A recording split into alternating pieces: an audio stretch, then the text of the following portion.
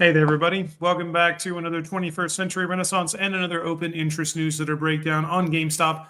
I'm your host, Dr. Michael LoPiano. Today, we are starting to see what I think are indications of an intent over the course of the next year for sending the broader market, for sending the S&P 500, not only back up to all-time highs, but potentially surpassing those all-time highs in line with signals both from the Trump administration and from the Federal Reserve Bank of the United States. So we're going to talk about some of those indicators today, following up on some of our discussions from last week, as well as think about what the implications of that are for GameStop, not only going into the price action this week, but as well for the rest of the year. So that's coming up today.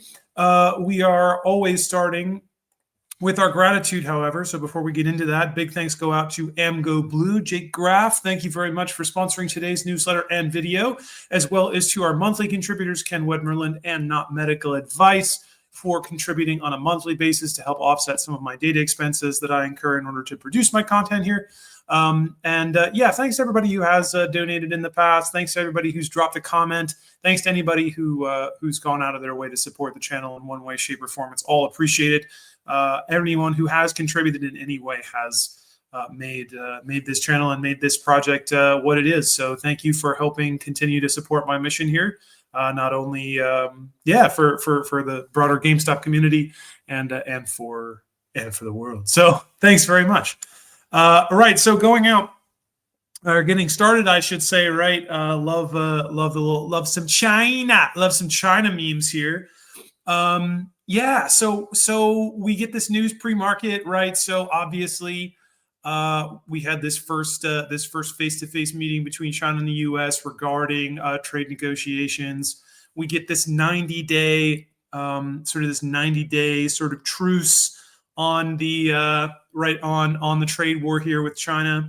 Market responding very positively to this. This, I think, you're right. This can form a sort of linchpin for understanding what I think, right, continuing to unfold and understand what I think is going to be going on basically over the rest of the year. So fiscal year 2025. And I think it's something like this. So it's something of a two-part hypothesis. So the first phase, basically what we're going into now, I think we're looking at a recovery back up to levels that we were seeing basically through much of 2024, in an attempt for the S&P 500 to move back into this stable sort of structure where we have our moving averages forming kind of an upward moving sort of rainbow formation. I think it's going to take about 3 months for that to settle in.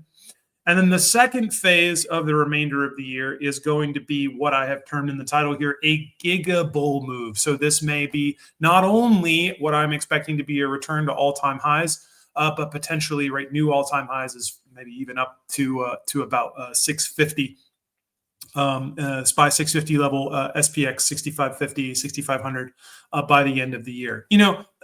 Again, right, just throwing that out there, but I'll walk through why I think we might be seeing some of this. And the basic rationale for this, underlying this, is on the one hand, right, we now have the Trump administration setting a 90-day truce with China, right, as negotiations continue to get worked out. And then, of course, last week we got this forward guidance from the Fed, which is basically, saying without saying that they're very likely going to pursue the rate cut expectations, probably beginning with the July 30 meeting. That says that into August, and then into the rest of the year, we can expect these rate cuts to take effect, the result of which historically has been a very aggressive move up in the S&P 500. So that's likely going to affect what we are looking at in the broader market. That's also likely going to affect what we're looking at here with respect to GameStop. And what I would put on comparison here is something that I believe Ryan Cohen himself pointed out back prior to the release of fiscal year 2024 quarter four earnings for GameStop. And that is this tweet. We talked about it last week a little bit on the stream. We also I talked about this a little bit in my newsletter breakdowns.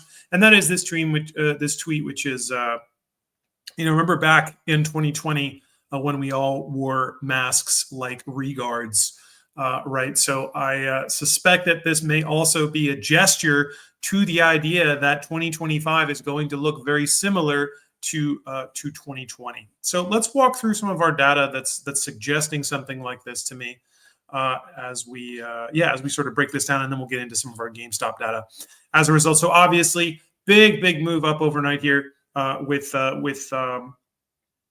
the announcement on this temporary truce here between the U.S. and China on trade relations, the tariff pause. What are we looking at, right? Why is this 580 level so significant? Well, that, if you'll recall, that was a very deep, that was a very far above us. That was our call wall. So we had this kind of call wall move up from the 570 area to the 580 area into the end of, well, it was there, right? We had a lot of placement of call gamma there at around 580. Toward the end of last week, we really hadn't yet definitively moved out of that. We closed at 564, so no real early inclinations during the trading day on Friday that we were going to just yoink up here.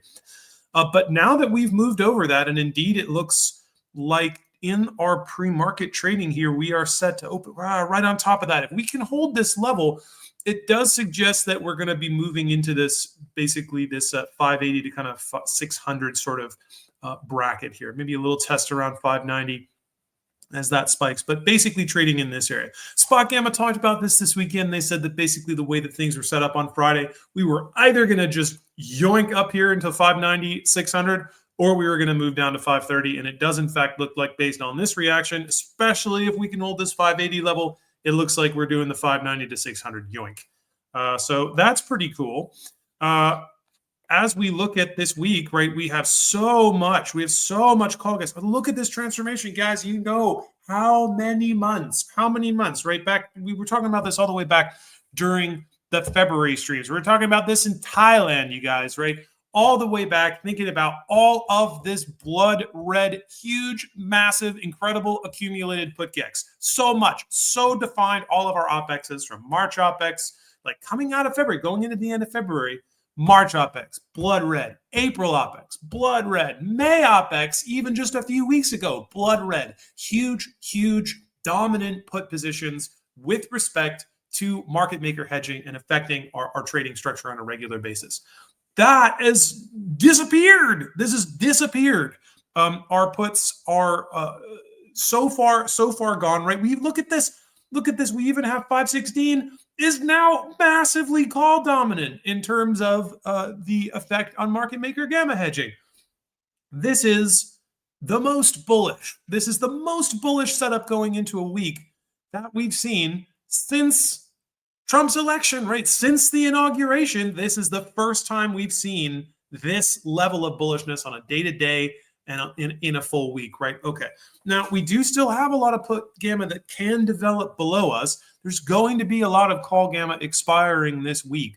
What I would more or less expect coming out of this week is that we would go ahead and negotiate, right? So we're going to open up here. If we kind of hold the 20-day here, we may kind of, zigzag, dip back and forth as our moving averages kind of converge here.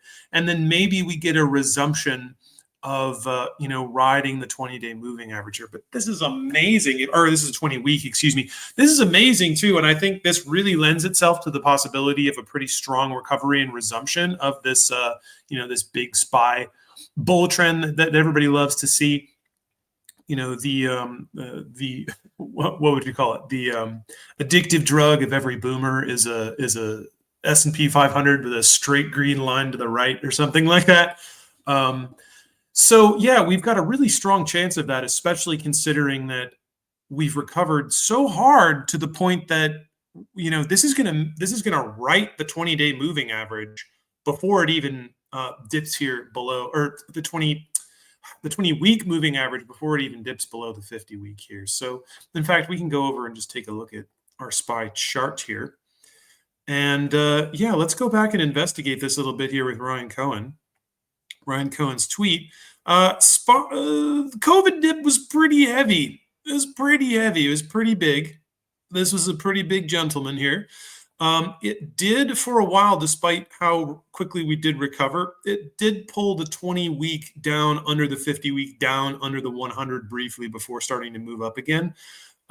This right, of course, is the steepest decline we've had since then, and it is looking really, really similar to that move. So we just got a COVID dip part 2 here, but of course not quite as steep.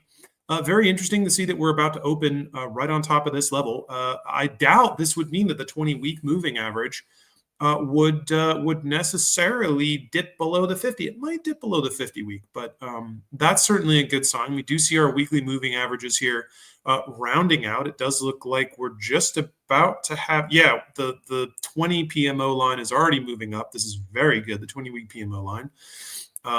That's very good, right? That's very good. Now, like I said, we might have some maybe we come right back up here. We stall for a little bit once we kind of get back to the all-time high area. Not saying this is all going to develop in the span of weeks.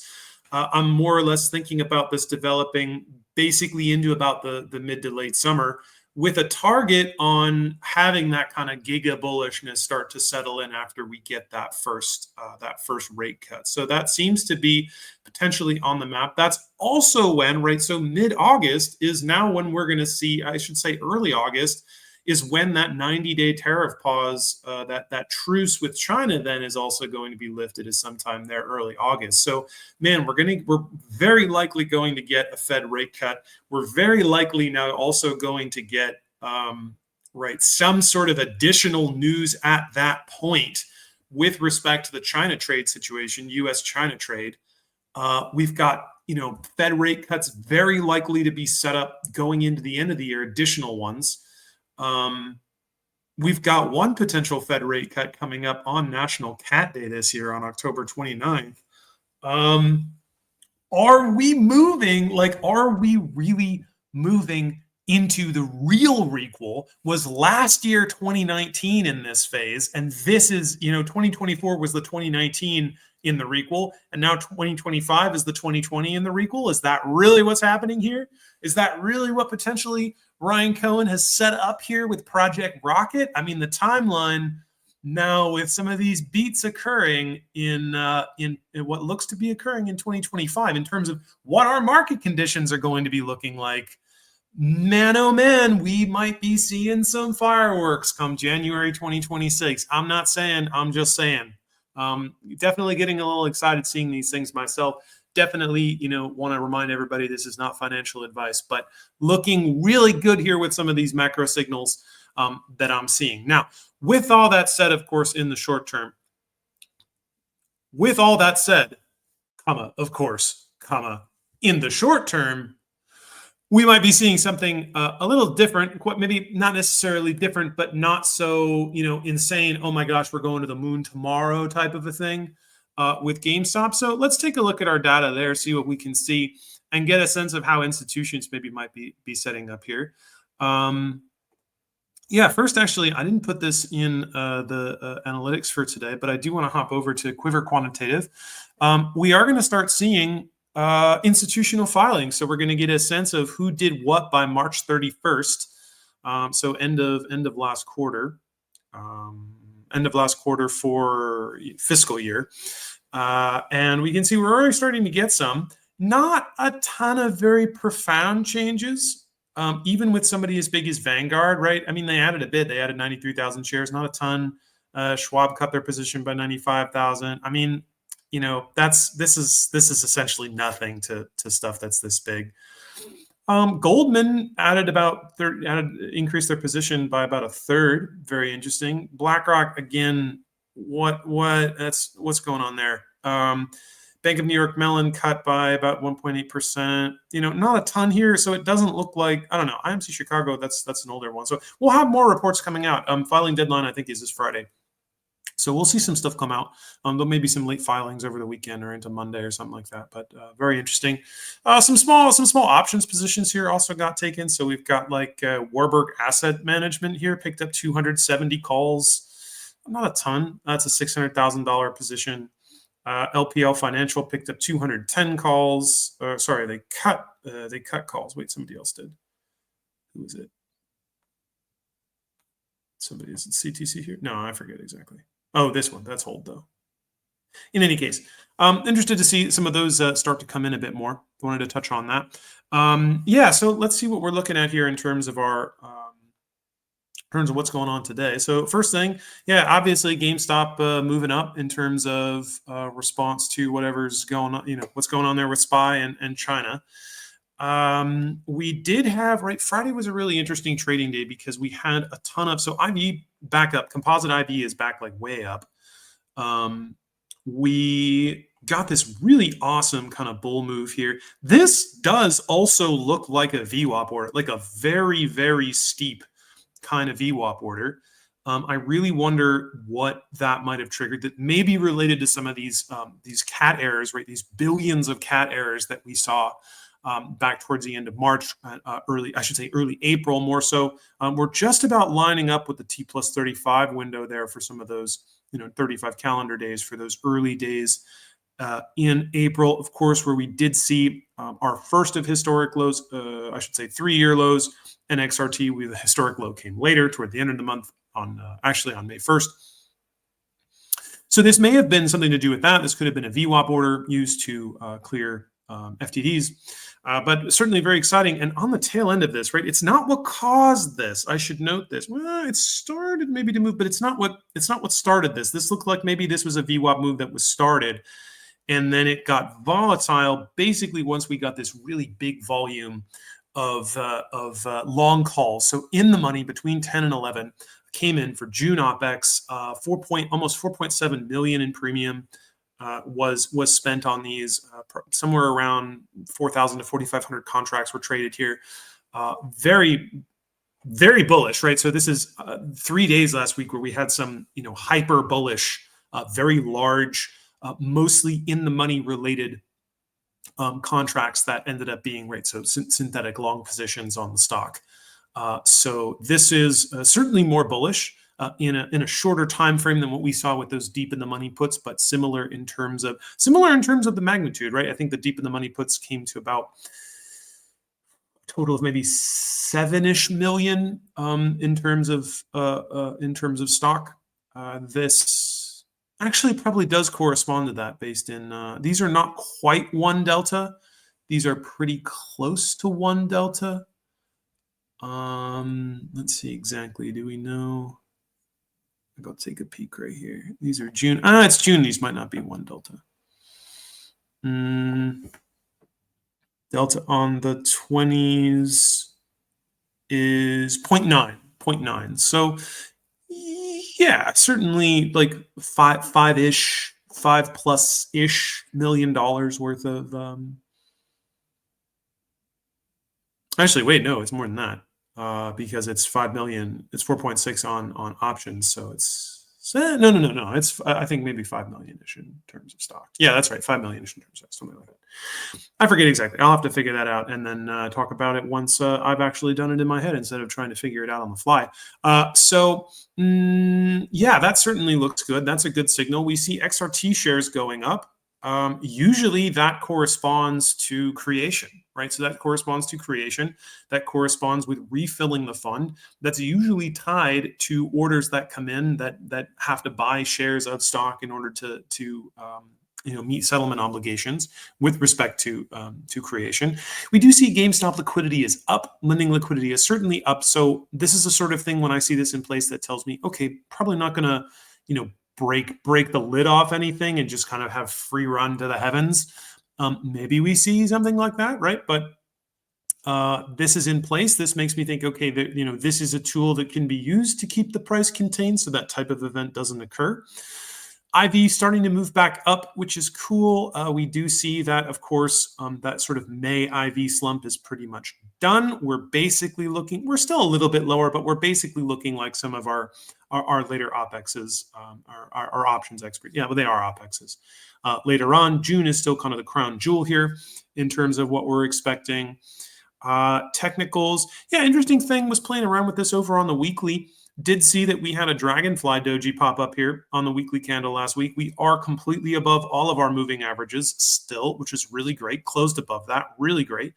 This dragonfly doji typically, right? So as a classical technical, kind of one back here, kind of, if it's seen bearish, yeah, if it's seen, yeah, very little wick above, very small body, and very long wick below. This typically points to, yeah, a bullish move in the future. So whether you see it here at the bottom of a trend, or you see it in the middle or towards the top or in a flattening period, it typically points to continued bullishness, continued move to the upside, either a reversal in this case or a continued move in this case. And what that basically says is there was a pullback, right? The price pushed down, but when the price pushed down, selling pressure essentially got exhausted, and the buying pressure that ensued overpowered the earlier selling pressure that had moved the price down to that level. So that usually says, okay, we've hit a bottom, time to start our move back to the upside. So just want to throw that out there. Not crazy. I'm not a huge classical candle guy myself, but interesting to see that. Was curious to see that on the weekly trend there. PMO stuff looking good. We're not coming uncrossed on the daily, which is super cool.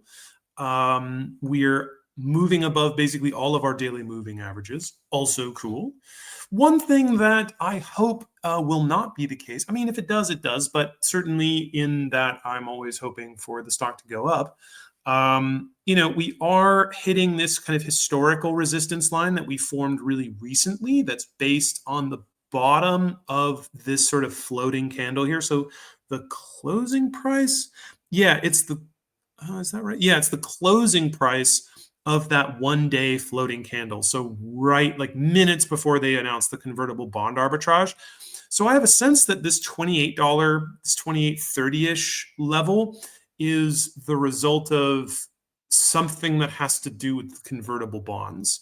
That's what I think is going on there, and I'm curious about to what extent that's going to remain sort of this, this lid on our price. We have been knocking at the door several times there. Just about to move kind of into overbought in the 4-hour RSI. Like, do we move through this and then kind of move up and then use 30 as kind of it looks like we might move over this, and we'll point this out in the options, move over this, and then from 28 maybe kind of dance around here a little bit. We could easily deflect and then kind of go back here and then dance down here. Obviously, I'd love to see GME go up. I'd love to see, my investment appreciate. So it'd be cool to see. Also, options premiums are nice. When you get that nice extra little move there, whether you do in long, whether you do in short, whatever's going on, you get to juice some of the options premiums a little bit much. Whenever you kind of flirting with 30, whenever we get flirty with 30, options premiums get pretty cool. So just throwing that out there. Trying to be safe, not trying to be overly optimistic in the short term, not trying to be overly enthusiastic, but also not trying to be overly, oh no, it's gonna be bad. Like, I don't know. So, I mean, OI wise, things look pretty cool too. I mean, last Friday, basically everything that we had added to the board on during the day in terms of OI changes, basically focused on 27 and up. So really didn't do much of anything below 27. We don't really even have that much OI down there. We do have some, like on the puts. We've got some. It's not zero, but put activity pretty light. What was interesting, this 1,000 block at 26 was at the ask, and the 27, this 2,000 block was at the bid. So these were just two trades. So nobody was doing things with puts, which was very interesting. And then we had lots of calls, mostly skewed toward the ask, so mostly skewed toward long orientations, bullish orientation. Quite a lot of short calls sold there as well. We did get some pretty big qualified contingent trades. Max Payne moved up to 26 from 25, so that's cool. That's fun. That's a little thing there. If we're looking at our gamma exposure, yeah, this looks so tasty, right? It really looks like, based on where we are here pre-market, we're just about to slip past this like little 28 guy. Get that as a nice downside support. I mean, what volatility trader wouldn't want to just like bang, bang, bang, bang, bang, bang, bang, just like let us bounce around in here? Got that. We have 35,000 calls at $30 expiring this week. A ton of them are definitely short. A lot of them are probably long. I could. This really seems, based on what we're looking like contextually, as the most likely move as we move into here. We finally, like I said last week, we finally get this test of the call wall again. We bounce around here. Again, options premiums, whenever we get close to 30, they get super juicy. They get very juicy. It's like fruit by the foot, it's crazy. Fruit roll up of options premiums. And I think that, if it were me, if I were the options dealer, I'd be like, yeah, let him have this one. Let him have this one. We'll juice the options a little bit. Everybody will get excited about, 31, 32, 33. Oh, maybe we're going to go through. Nobody's going to read the gamma. A lot of people will lose money on that. Wolverine trading's all happy. Something like that would make sense to me. But again, that's speculative. I do see this structure. This does form a nice little convenient pocket for us to trade in. Yes, okay, if there's some kind of big externality deal that blows through this. I haven't seen anything like that. It's not like last year, right? Where like everybody was sleeping on GameStop. Everybody had been sleeping on well, not everybody, but a lot of people were sleeping on GameStop, and sort of Roaring Kitty, right? Keith Gill slipped into this with these calls that he purchased back in April, like a ninja. A few people called that out, but that was not big news. A lot of attention still on GameStop, especially compared to last year, especially with what they've been doing, what the company's been doing, the whole Project Rocket deal here with Ryan Cohen. So maybe something intriguing happens there. But I think kind of what I think would be the most probable bullish scenario would be a test of 30, and then we just kind of cool off. We just kind of hang out in here. And we stay pinned underneath that call wall level into May OPEX. Maybe something later for June, right? Maybe maybe this is where we get all that kind of cat error volume, and that's what kind of carries us in here. And then we stall out below 30, and then maybe cool off, something like that. We don't have to. If we open below 28 and then we just kind of get shoved, we could. This doesn't feel like a shove moment. Given what's going on in the broader market, I think that is a little bit riskier. It's certainly not the force is not with the ones who would wish to shove the price down via the current liquidity.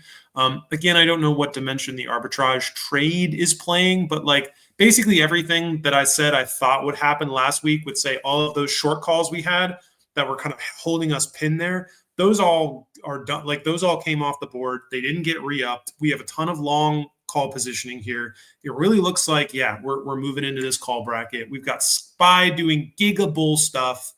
I do think that our more likely move for the week is to move into that bracket. Again, it's not deterministically so. It's not necessarily what has to happen.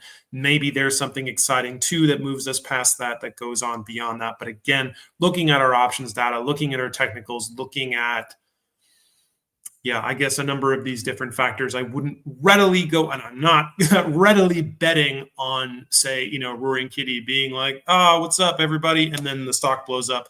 Don't necessarily see that happening. Doesn't mean it can't, but just not necessarily seeing that happening. So once again, reiterating, I think more likely is this bullish scenario. We trade in the 28 to kind of 30 range this week. Maybe we get the height kind of midweek and then cool off into May OPEX.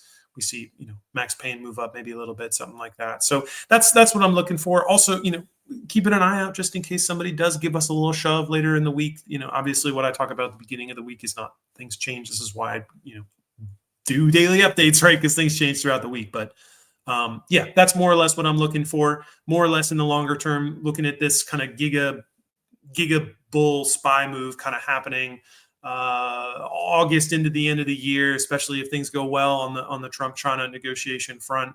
But we'll continue to monitor the situation, do daily updates, keep you guys thinking what I'm thinking, and that's how it's going to go for the foreseeable future. So thanks everybody, as always, for watching and listening. Have a wonderful Monday, and we'll see you guys at tomorrow from tomorrow's video breakdown. So thanks very much. We'll see you.